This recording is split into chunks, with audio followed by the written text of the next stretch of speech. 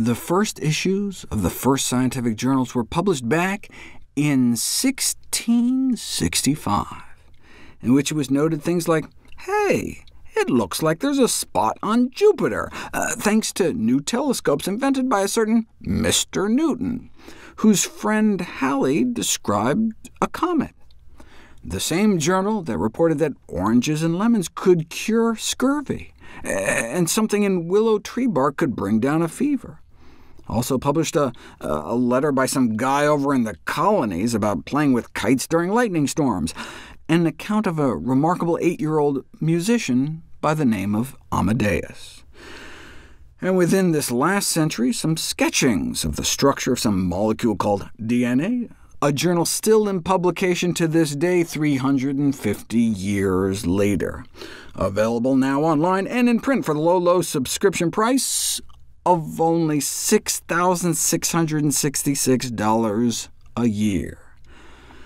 As you can imagine, the high price of journals leaves doctors in developing countries missing out on relevant information about health. At that time, back in the 90s, there was optimism that by 2004 at least, the problem of access to life-saving scientific information would be solved.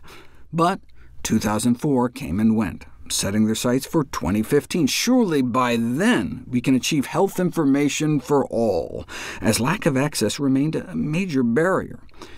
Realistically, only scientists at really big, well-funded universities in the developed world may have full access to published research. And as prices rise even higher, even that may no longer be true. You know there's a problem when even Harvard, as in $30 billion endowment Harvard, claims that costs for research journals are now prohibitive.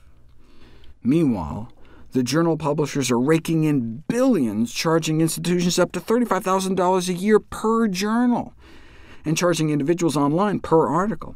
So you have a family member diagnosed with some disease, and you go online. You can read all sorts of internet dreck, but if you want to see the actual science, it can get expensive. And you likely paid for the research. Tax dollars pour in to fund the research, and then you can't get access to the research you paid for. It's like if a nice little city park was built, but then some private firm came in and started to charge admission. That's roughly how it works with scientific research. And this conversion of public research dollars into private publishing profits has long been a source of discontent. The publishers don't end up paying anything for the research. They get it for free. They don't pay the researchers anything. So we pay for it, and then we have to pay for it again if we want to read it. So it can end up with science as a profit system rather than science as knowledge. Enter Alexandra Elbakan, nicknamed by some the Robin Hood of science. It's the story of how one researcher made nearly every scientific paper ever published available for free to everyone, anywhere in the world.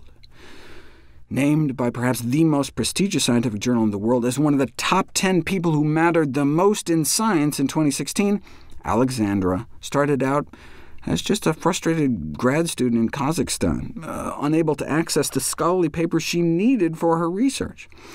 Once she figured out how to circumvent all the paywalls, she started a website, now at sci-hub.io, to remove all barriers in the way of science, by giving away the world's scientific, medical, and nutrition literature for free. What she did is nothing short of awesome, said one researcher. Lack of access to scientific literature is a massive injustice, and she fixed it with one fell swoop.